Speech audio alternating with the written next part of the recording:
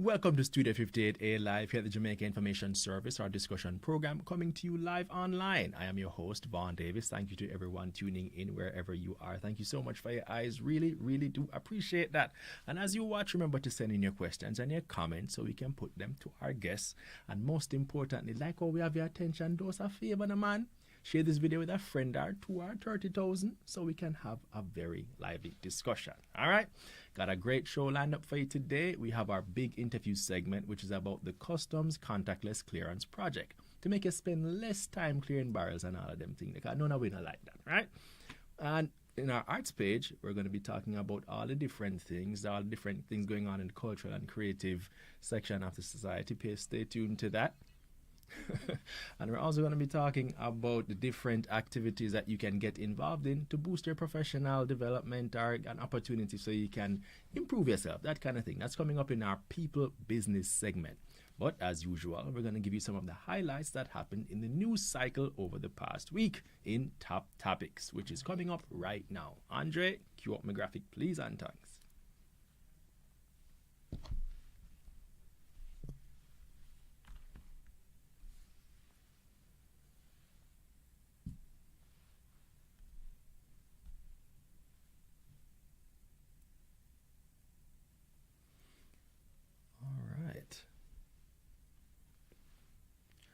All right, so accompanying the Infoboss Vaughn Davis, which is me, accompanying me today is our special guest, Melissa. She's going to share her take on some of the things that are going on in society, which begins with this. No, Melissa, did you know that Minister of National Security Dr. Horace Chang says for the first quarter of 2023, Jamaica recorded its lowest murder rate for a quarter in the last 7 years. Well, for a first quarter in the last 7 years.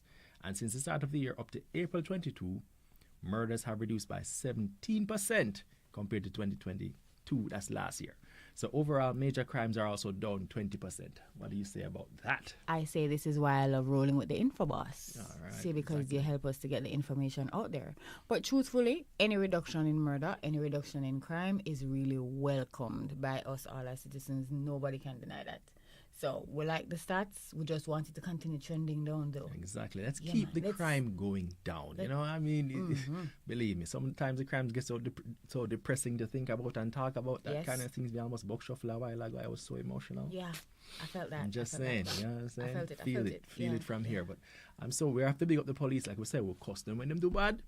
We have to big them up when them do good. And believe me, any reduction in crime stats is something to the two boom flick, let out some fireworks, some clappers, all of that, because that is what we want, our crime numbers to keep going down.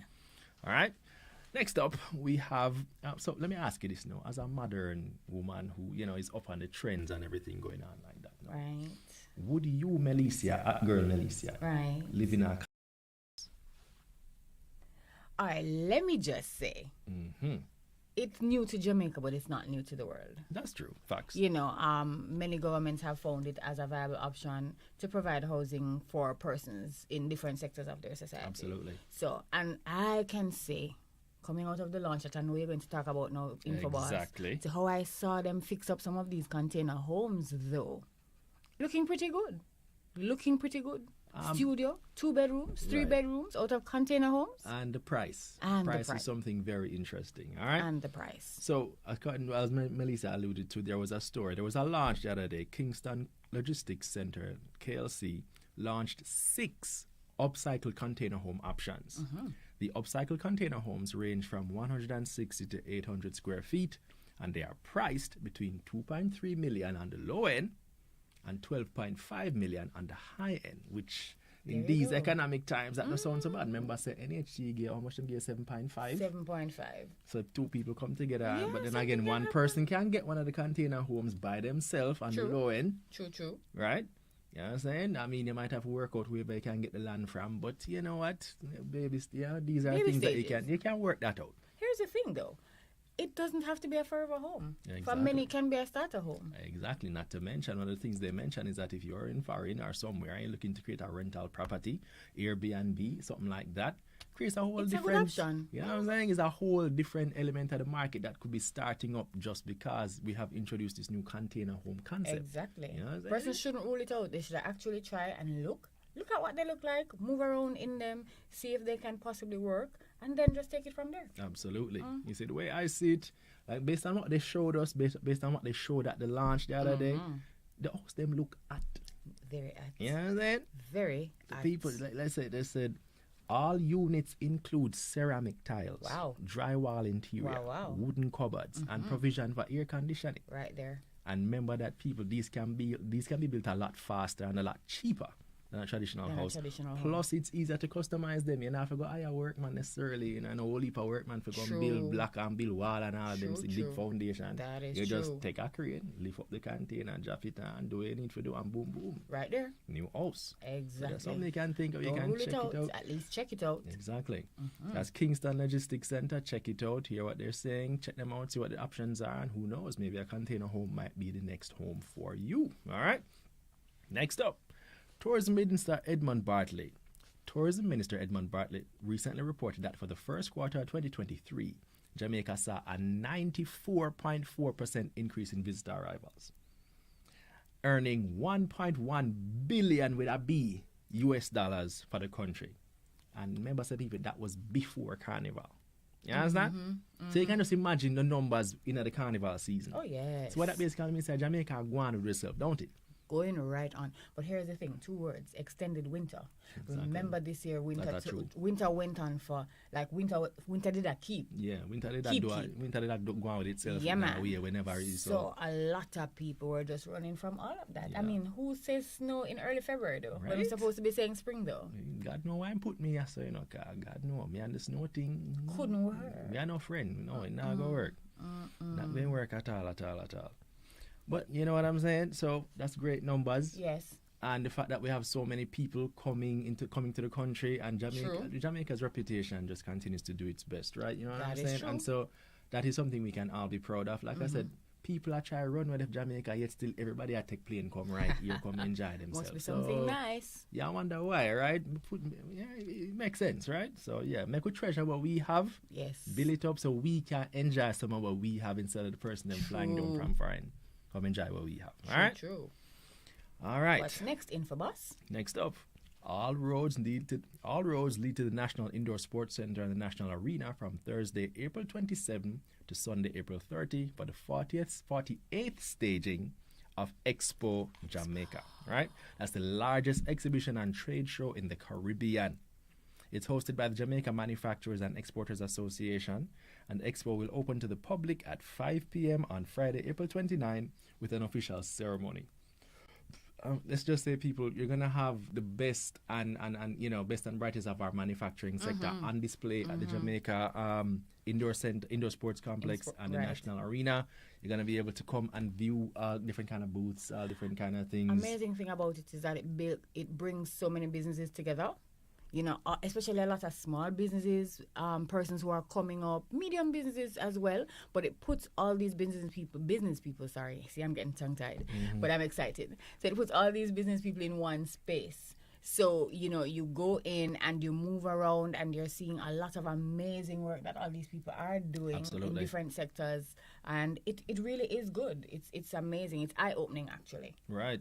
The expo is going, like I said, it's going to run for 4 days, and the first 2 days are dedicated to business interaction. So that's for the businesses to come through and link up with them one another and so on. You can help me and me can help you. Exactly. Make the money, make the green, all of them something there. Yeah. And then after that, that's when we open up to the public, and the public will be able to go and see all the different booths. Definitely, people make beta part, go down there, go see, because enough of us don't even know all the different companies and all the different things that they're doing in Jamaica at the moment. There are so many different lines, so many things happening. So people definitely go out, walk with your purse, walk with your wallet, you know, and all these things, and support the small businesses. Absolutely. Support the Jamaican-owned industries. 2 more times. Yeah, man. Support the small businesses. Support the Jamaican-owned businesses. Yeah, man. Let's build our own. You know, make we build up ourselves. So Expo Jamaica, beta part, go down and make we see what one. Definitely check out all the different offerings. I'm sure they're gonna have all kind of specials and things and everything. They're gonna have a whole heap of things to make it attractive. Exactly. You know what I'm saying? Expo Jamaica, don't be late. Make it a date, don't be late. All right? Yes. No, the last one we're gonna put before we pull up stumps. You know, this one was a little bit before. He was a little bit before our time, but that doesn't mean we didn't appreciate the legacy he left, and I feel the impact of his overall footprint, his global footprint. Harry Belafonte was born in the United States. Harry Belafonte passed away recently. Right. Jamaican, well, we claim him. Of course. We absolutely claim him. He was born in the United States to Jamaican parents and remained an active member of the diaspora up to his passing.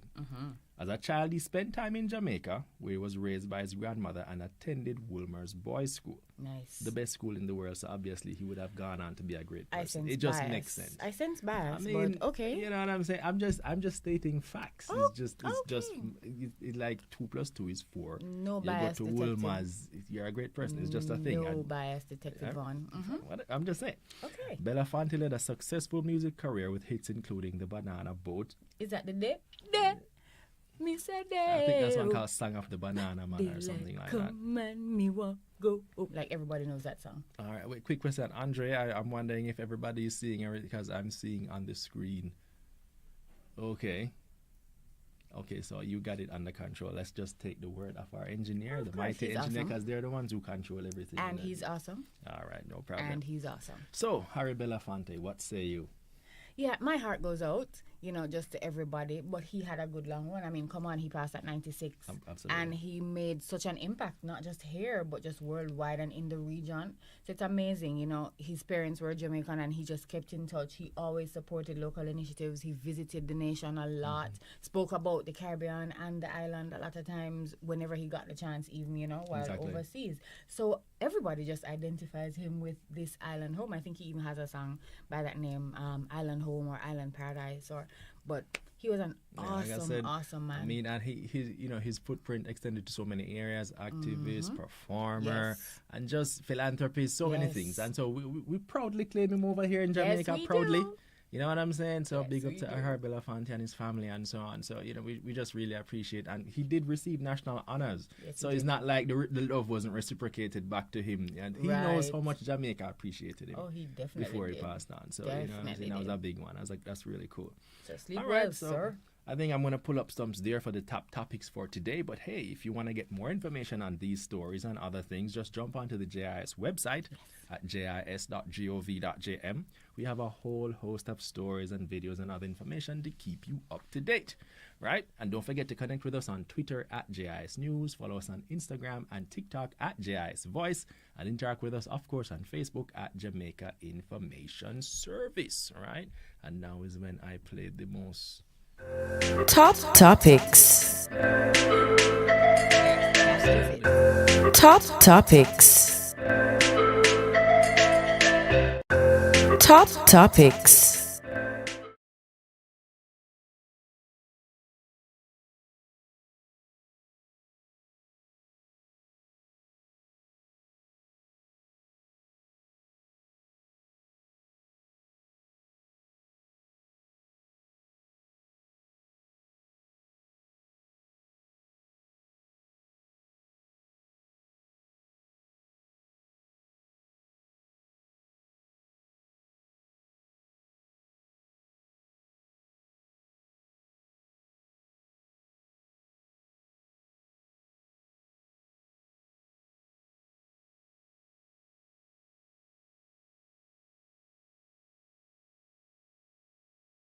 $1,000 Canadian dollars. Wow.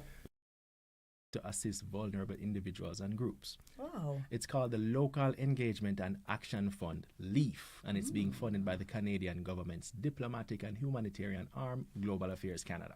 Wow. It will assist registered not-for-profit entities with projects that relate to different areas, including gender equality, human rights, the environment, climate change and biodiversity, sexual and reproductive health rights, gender-based violence, and so on, right? Right. So this is for all the persons out there who are putting in that yeoman service to make the country a better place. Yes. These are the people out there really on the front lines working with the persons in these really vulnerable groups to make the country better and big them up, because, you know what I'm saying, for them work, for them place up at heaven right beside Jesus.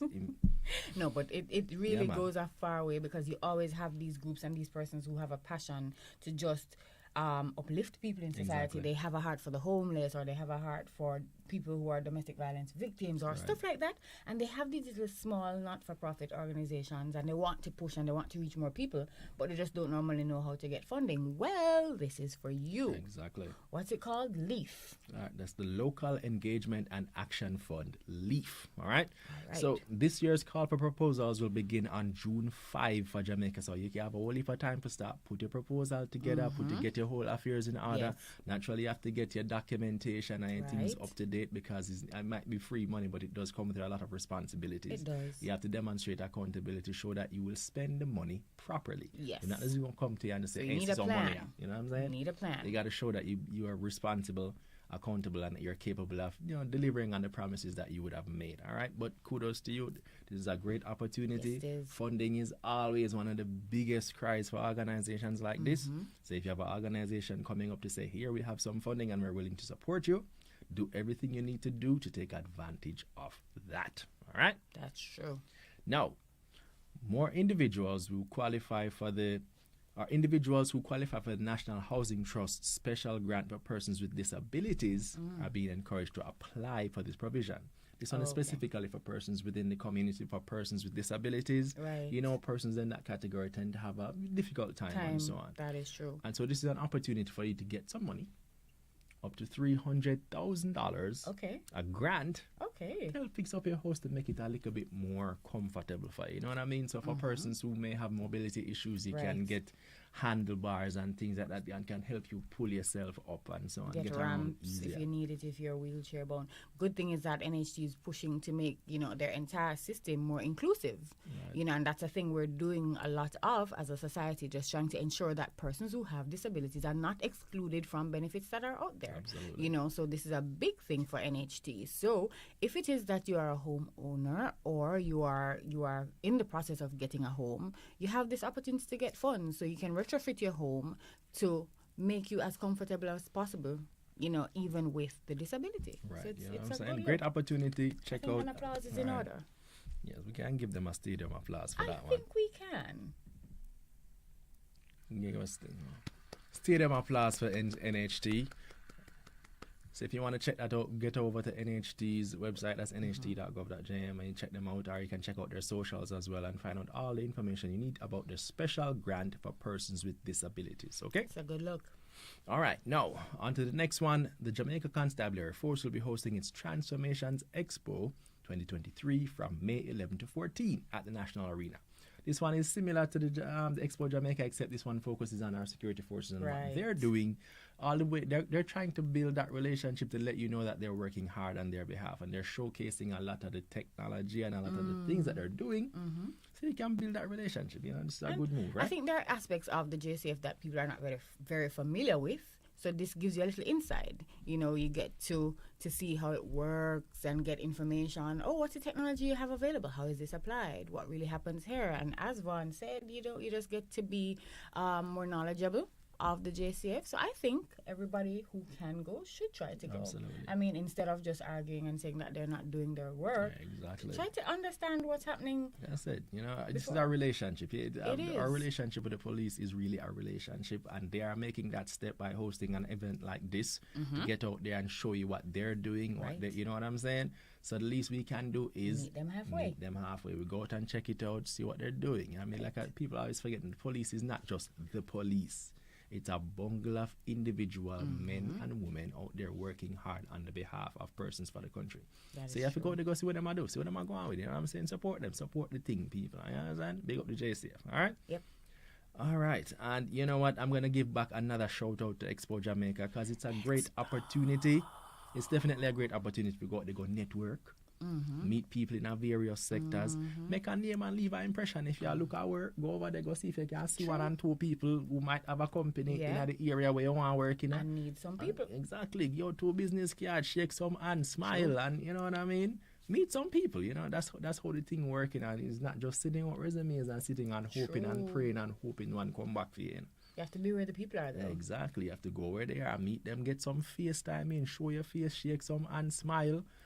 Drink 2 drinks, have a laugh, that kind of thing. That's how it goes. Schmooze. All right? Expo Jamaica. Make it a date, don't be late. All right? All right, we're gonna call it quits on people business. But people, if you know of a program or opportunity that can benefit anybody or anyone, anybody some people, any group, don't keep it to yourself. Send us an email at studio58a@jis.gov.jm and we'll shout it out right here on the show. Or you can jump in our DMs, our various social media platforms, and remember that studio58a@jis.gov.jm. Send us an email, give us all the details. We're going to shout it out, man. We want to spread the information. We want more people to know what's going on in Jamaica. All right? That's my job, and I take it very seriously. Send me an email. Talk to me, Infoboss. Send me an email, the Infoboss. Yes. I'll shout it out right here. All right? That's it for people business. All right, we're going to jump right into Arts page. Andre, the engineer, are we ready for that? Speaking of which is our guest here. All right, so we're going to just go quickly through Arts page and then we're going to go to our big interview. All right, we're not going to spend too long, but cue up my graphic, Andre. How are we?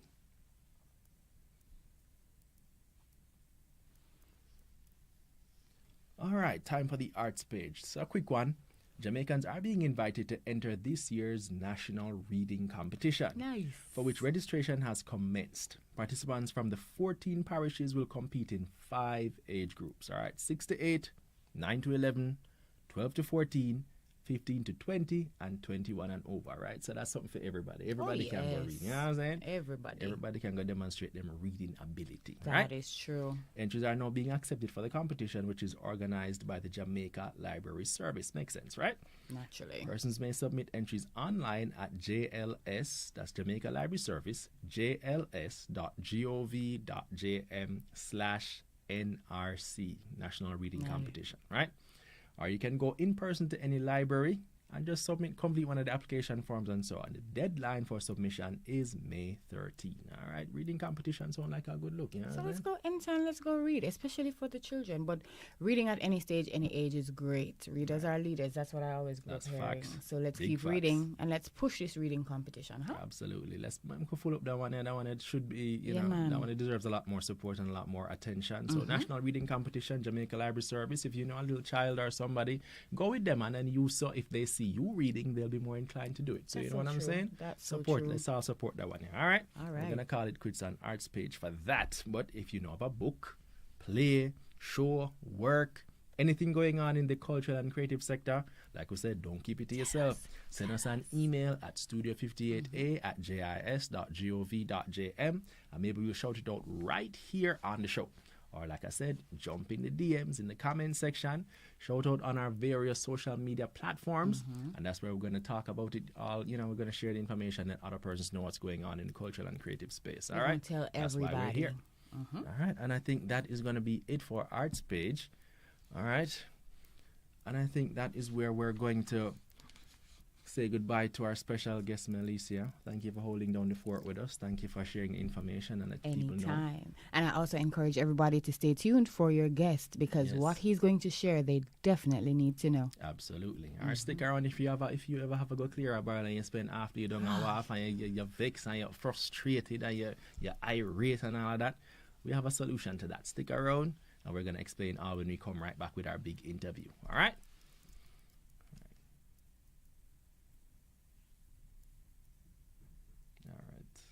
I think he's very clear. All right. Big interview.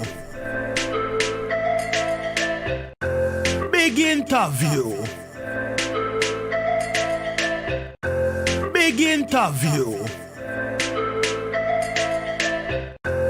Big interview. Big interview. Big interview. Big interview. Big interview. Big interview. Big interview. Big interview.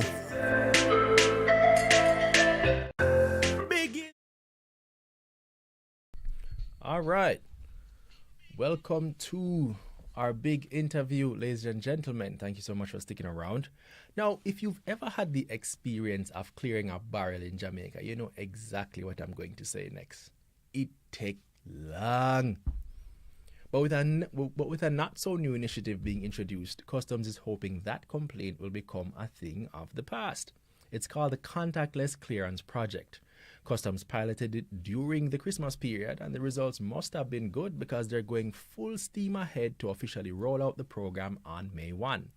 Here today to help us understand what contactless clearance is all about and how it's going to benefit us all is Project Manager for the Customs Contactless Clearance Project, Mr. Kingsley Henry. Welcome to the show. Thank you so much for being here.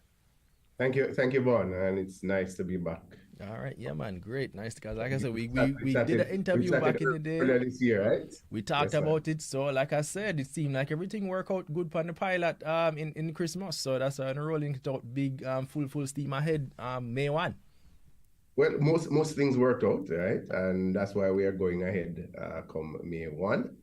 We're not going compulsory contactless clearance to everybody come May 1, but we are going optional contactless clearance, right? Mm-hmm. And what optional contactless clearance means is that importers of non-commercial cargo can request contactless clearance through their agents. So you can, if you're sending a barrel or a box or whatever that is non-commercial to Jamaica, you can tell your agent that you want to use contactless clearance because you don't want to come down to the public bonded warehouse. You don't want to come down to the wharf. You don't want to come down to the port and having the long waits, right? So that's what we're doing come May 1, while we continue to work on some things over the next couple of months to move to a point where contactless clearance will become mandatory for all non-commercial imports. All right, well, let's kind of circle back to the beginning. Let's talk about exactly what the contactless clearance program entails.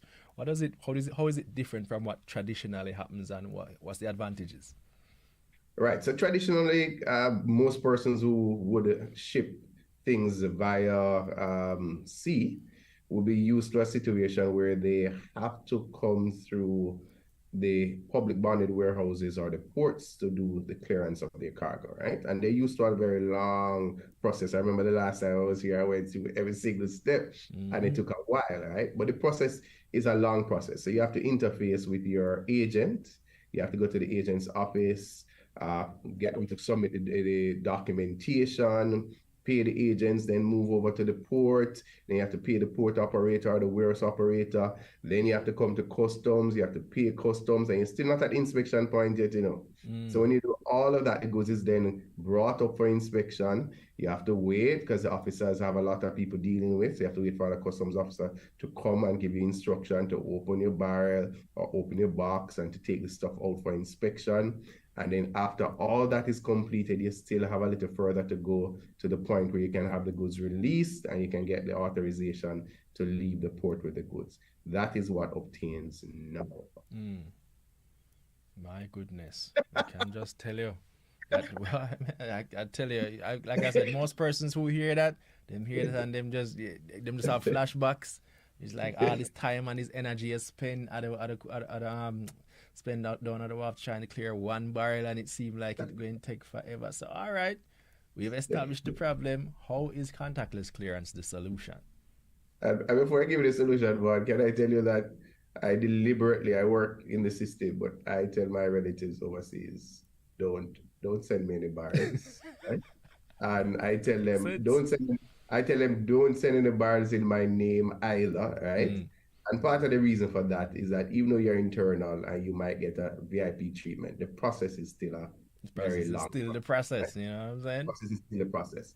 And so what we're moving to now, what we're saying to importers in this instance of non-commercial cargo, is that you don't have to go through the inspection part of it, right? Which is the longest part of it.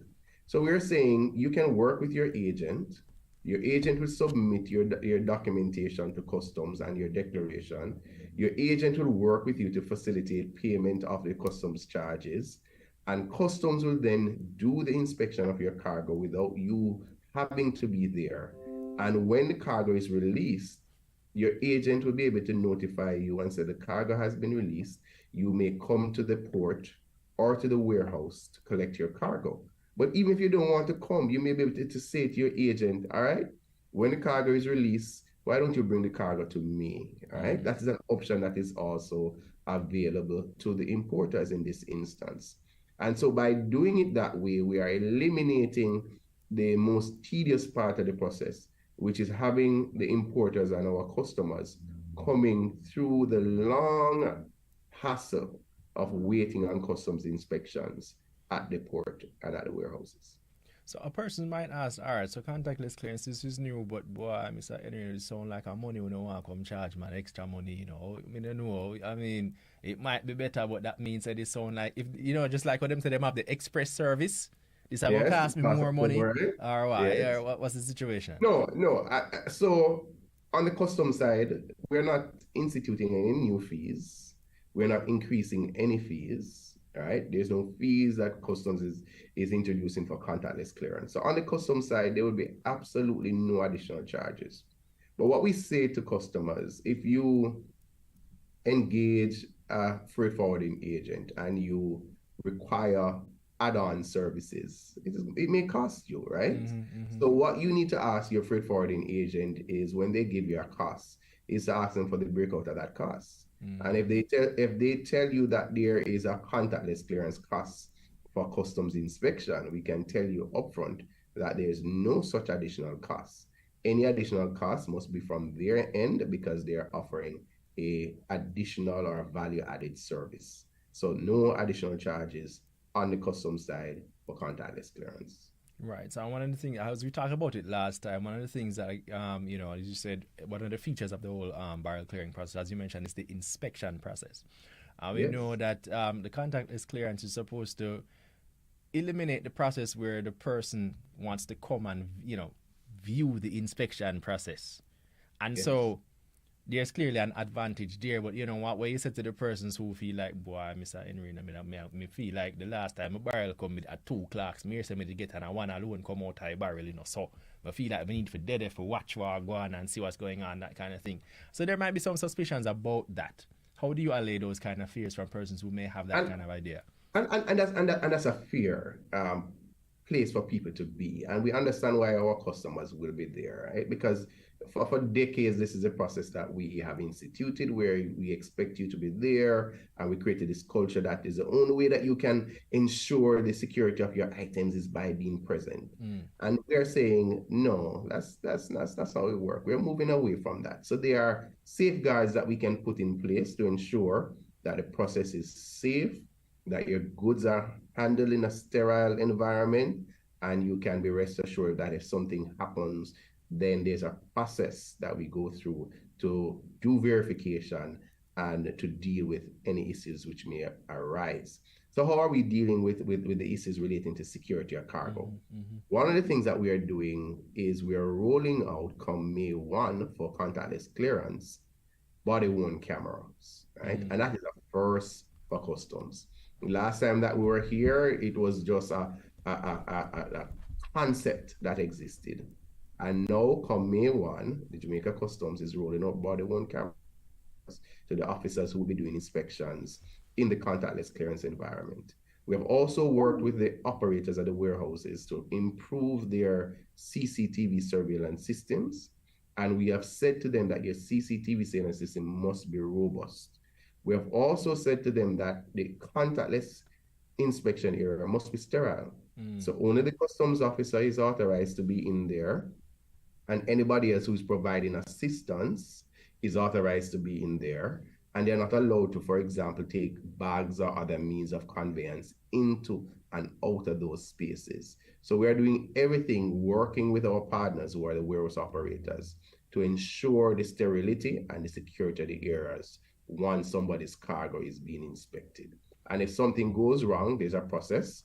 They will make a claim through their freight forwarding agents. The agents will contact the warehouse operators, and the proper investigations will be done to ascertain if during the inspection process anything went missing or anything was damaged during that process. And let me just quickly remind everybody, we're here talking with Mr. Kingsley Henry. He's the project manager for the Customs Contactless Clearance Project at the Jamaica Customs Agency, which is a new project. Not really new, but a fairly new initiative geared at helping you to spend less time at the wharf, clearing your barrel, etc., etc. But if you have any questions, any comments, Mr. Henry is right here. Like I said, spread bed down in the comment section. I want you all to come. Ask him, he's right here. Any questions you might have. This is where we get the feedback. We're trying to build a bridge between you and our technocrats so that we can create better understanding. If you have a question, anything you want to ask, anything you want to know, Mr. Kingsley, Mr. Henry is right here. You know what I'm saying? Just be nice. We know when people get real passionate when they come to customs and clearing the barrel. Passionate about customs, right? Exactly. Them get real passionate. You know, let's go with what Mr. Henry said. One of the things that I said, Vaughn, is that if I wasn't in customs, I'd probably be as passionate as exactly. they are. So yeah, at least I'm glad you appreciate how the public views the process. We all know that, like I said, I personally have never been down there, but because of all the horror stories I've heard, I have no interest in wanting to go down there to participate in that process.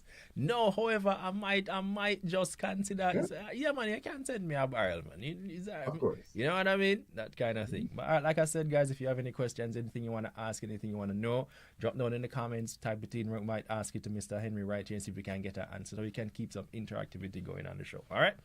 No, Mr. Henry, in terms of the contactless, as we mentioned, you're rolling it out on May 1, but you're not making it mandatory for everybody. Right. So that it seems like you're still working out a few things. So by when would you say, did you mention when you might transition, or customs might transition to making it a more mandatory process?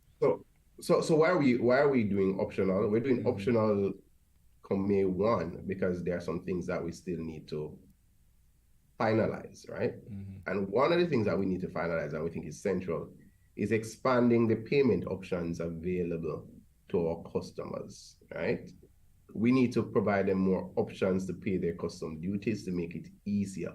What happens now is that the majority of persons or customers who are clearing non-commercial cargo would make their payment at the warehouses. And what we are trying to do is make it easier for them, provide online options. We are working with the major banks, and we're working on some other initiatives that we are confident over the next couple of months we'll be able to finalize.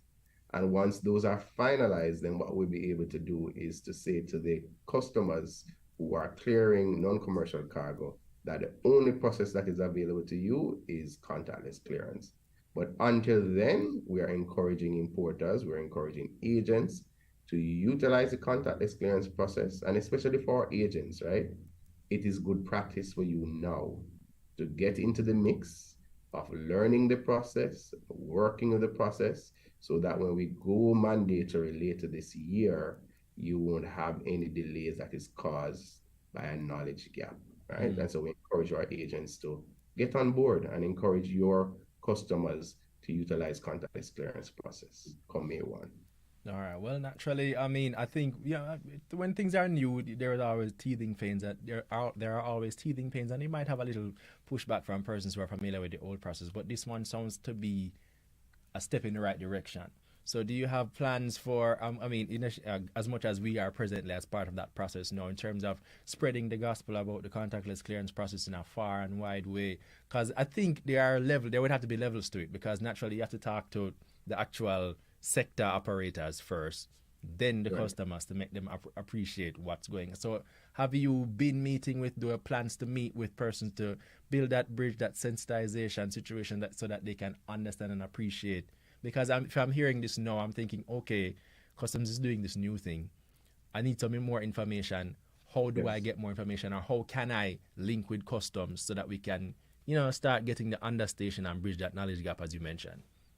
So our engagement with our key stakeholders is an ongoing process. So we have been engaging since last year, and we continue the engagement. We continue the engagement of our own internal stakeholders, engagement with our management and our staff, because they also need to be fully aware of contactless clearance.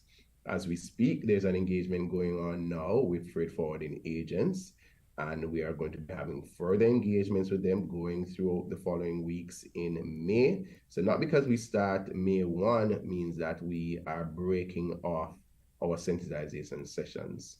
We're going to be continuing those sessions. We're going to continue those engagements, because we understand, like any project, when you're implementing, there are things that will come up that you would need to to adjust and to change. But more than anything else, we understand that once a system is optional, that you have to sell it. And so you will see the information out there. There's information available on our website at www.jacustoms.gov.jm. And you may also email us at contactlessclearance@jca.gov.jm, and we'll respond to your query, and we will take on board your comments and your concerns. All right. Quick question from Shanna Salmon. She's asking, at what point in the sending/receiving of cargo do you select the contactless clearance option? You may select it at the starting point. So you may indicate to your forwarding agent overseas that you would want your goods to be cleared using contactless clearance, right? So that's one option. The other option is at the point when your goods arrive in Jamaica, because if you're in Jamaica and you're receiving the goods, you may not know who your agent is, or you will not know who your agent is, right? Until you are contacted and say, oh, your goods have arrived, or the persons overseas would have sent you the documentation. So as soon as you are aware who your local agent is, then you may reach out to that local agent and say, look here, I hear about customs contactless clearance, and that is a process that I want to utilize, because my boss won't allow me half a day, and my boss won't allow me an entire day to come down to the wharf to clear my goods. I only have an hour, so therefore I would like to utilize contactless clearance. All right, so that is it. So once you have your agent contact information, once you know who your agent is, your forwarding agent in Jamaica, then you may request contactless clearance. You may also request it at the point overseas to indicate that when your goods get to Jamaica, you want to utilize contactless clearance. But the main point is your local agent. So your local agent will, I suppose, because the question then, okay, maybe I'm unfamiliar with the process, but is it a situation where an individual like me, or not, even if I choose not to, or is it advisable with this new contactless clearance process? Would it be advisable for me as an individual to still try and clear the barrel myself? I mean, I'm just wondering if I can do it alone, or is it still advisable that I choose the services of a freight forwarder? Because I would imagine it would become a little easier with contactless clearance. So Vaughn, you don't have an option, right? Okay. In terms of utilizing a freight forwarder. That is the only way that you can clear your shipment, okay. Non-commercial shipments. For the commercial shipments, you utilize a customs broker, right? Over a certain value, right? So the agents are the ones who submit the customs declarations, which are electronic declarations. We move away from the day when you used to write up paper to submit customs. All that is done electronically. And the agents are the ones who have access to the customs automated system for customs data, which is ASICUDA. So an individual doesn't have access to that system. So the only way to access customs clearance is through your agent. So which is why I said that the agent would be the point person that you would ask, and you would indicate and you would instruct that I want to utilize contactless clearance, and then they will be able to know what to do.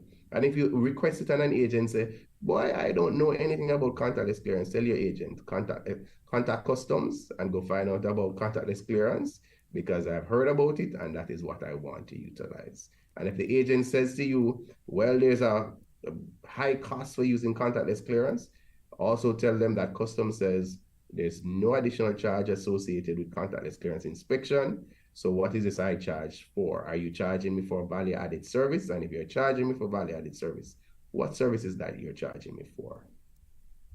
No, let me ask you this. No, I know it might probably, like I said, it will minimize the wait time for members of the public, but will this have any impact on the actual turnaround time in being able to get my goods or anything like that? I'm just wondering if, apart from, are there any other spillover effects or advantages of the contactless clearance process on the overall operations of customs, that kind of thing?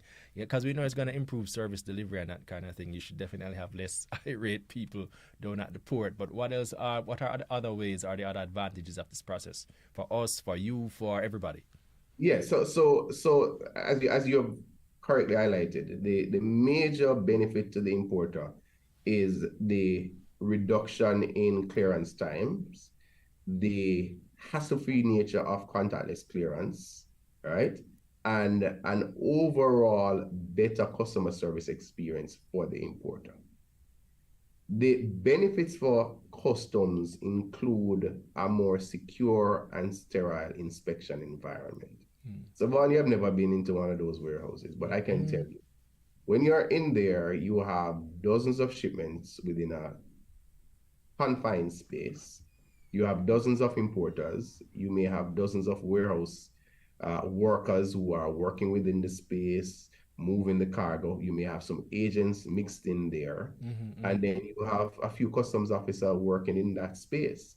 And the officers will work and do their inspections and then retreat to their offices to complete the process. And when that happens, we are saying that the inspection space is not controlled enough, right?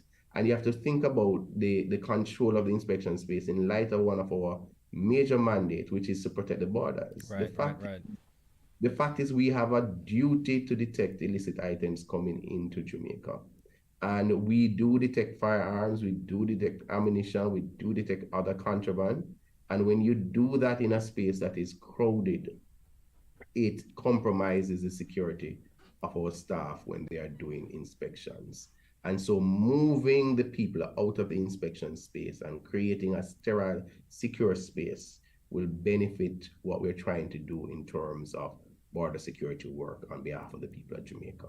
Yes. And then the warehouse operators will also benefit, because one of the things that they would have seen for the most part during the pilot is that the cargo is moving through more quickly through the facilities. So where some warehouse operators would have created a size of a space to store the goods after customs inspection under contactless clearance to wait on the importers to come and collect the good, they realized that they didn't need that space because the throughput was increased significantly and the flow time through the warehouse has been reduced significantly due to contactless clearance. All right, so it's creating a more efficient workspace in addition to minimizing the wait time for members of the public. So that this sounds, well, obviously, as you can see, seems to be having a lot of other effects and a lot of other benefits on the overall process itself. So we can definitely give kudos to you guys because it seems to be a step in the right direction. You had mentioned that it's primarily known for non-commercial cargo. Any plans are what's the movement towards, I guess, the commercial? Are you still exploring that before we go down that road? The commercial cargo is a little bit more contentious, right? Okay. But what we've indicated to our stakeholders is that we're going to tackle non-commercial first, because when contactless clearance was first conceptualized, we were throwing everything into the barrel, so to speak. And then our major stakeholders, who are, for example, our custom brokers, said, hold on, we have some major concerns about doing commercial cargo as contactless clearance. And we said, all right, let's separate this. Let's deal with the non-commercial. And after we have successfully implemented the non-commercial, then we will come back to the commercial cargo to see how we can apply contactless clearance to that process. So that is something that we have not taken off the table. And that is something that we will discuss with our major stakeholders as we have successfully implemented the non-commercial cargo. So that one looks like it's going to take a whole different level of discussion and think and planning on all that. But it will require that, right? And I just wanted to point out to one thing though, is that the concept of contactless clearance is not a new concept, right? So for persons who would have, for example, imported or shipped stuff through the post office. And yes, a lot of businesses, a lot of individuals do send things through the post office. When you do that, the importer is never, ever present for an inspection at the post office, right? And so the concept of contactless clearance is not a new concept, but it's a concept that we're seeking to expand to other areas of our operations. All right, sounds really good. Shanna is asking what were some of the successes from the pilot? What were some of the things that you learned and you really were able to implement or realize that you could scale up or develop or cultivate? That kind of thing. We may have touched on it, but you can. It's always good to reiterate. Right. So one of the things that we realize is that people are willing to embrace change the more they understand it, right? and we understood the reservations that our customers would have, but the more information that they have about contactless clearance, the more they see the benefit. What worked for us during the pilot is that a part of the pilot was during the busy season, right? And you're talking about busy season where wait times can be from dark in the morning to dark at night when you're clearing your shipment. And so that worked in our favor as well. So people realize that I don't need to spend my productive time at the port waiting on customs to do an inspection, especially for non-commercial cargo. Because you know what, Vaughn? The majority of non-commercial cargo that are cleared at customs are from importers and agents who are compliant. And by compliant, I mean the declaration that they submit and Exactly. the duty assessment that they get, it doesn't change, right? Because they have submitted the correct information. And we're saying if the data shows that, then what is the need for you to be there? And also where we have issues in terms of pilferage or people missing items, those situations are minute, right? And when they do arise, we are confident that the agents, the warehouse operators, and customs can work together to resolve those issues. The other thing that we would have learned from the pilot is that, you know, a system works, it works, it works, it works, but the payment option must be something that we offer to our importers. We must make it easy for you to pay if you are in Trelawney or you're in St. Elizabeth or you're in Miami and you want to pay for your shipment. We must make it easier for you to do so. Because the thing that would cause somebody to visit a freight forwarder now would be the need to pay their duties or to visit a warehouse. And we are working assiduously to ensure that those options are made available in the coming months. All right, I think we've gone over a lot of the major points insofar as the contactless clearance process. But so I always like to bring things full circle so that we can hit the nail on the head right again. All right, so once again, contactless clearance. We're gonna scale this up when again? We're gonna make the official rollout. May 1, which is next week, right. Monday.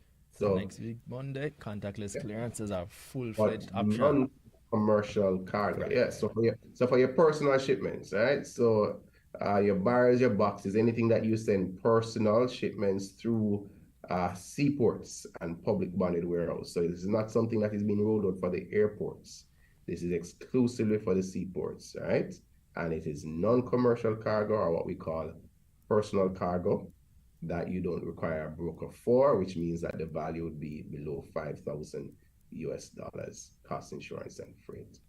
And you may request it from your agent. Once you have your local agent contact detail, you may contact them and say, look here, I want contactless clearance. And if they say, I don't know nothing about it, say, look here, contact customs because I want contactless clearance. All right. And this has to, you mentioned non-commercial cargo and so on. And once again, like I said, somebody just walk past you on the road. Hey, Mr. King, Mr. Henry, now you did not talk about this contact. What exactly is the benefit of this again, sir? Because I don't know, I feel like I don't know, I trust in the customs, What I say? What's the benefit of this thing? You know what I'm saying? Right. So we say once again, we are making it easier for you to clear your cargo. In 2023, the Jamaica Customs Agency does not believe that it is necessary or it is the best use of our customers' time to have them sitting down, moving from waiting area to waiting area, because there's several waiting areas along the way for you to have customs inspect your cargo. The important thing for you to do is to provide your forwarding agents with the complete and correct information so that they may submit to customs the most accurate declaration. So they need to know the proper description of the content in your personal shipment, and they will need to know the correct value where there are invoices, that those invoices are also provided. Once that is done, our data and our experience tells us that the vast majority, and that when we say vast majority, 90++% of those importers, of those shipments will be cleared hassle-free through customs under contactless clearance because you follow the process. All right, exactly. All right, so the next question would be probably along, but you're sure it'll go work out? I mean, what kind of guarantees you not have? Say, me nah go spend no time, though. Me go just come and I just go, make 2 checks and collect my bar, collect my whatever it is I brought in box, whatever the case may be. How long am I really gonna spend on? Because we know when they say we not gonna spend no time in a button. How long am I really gonna spend on there, Mr. Henry?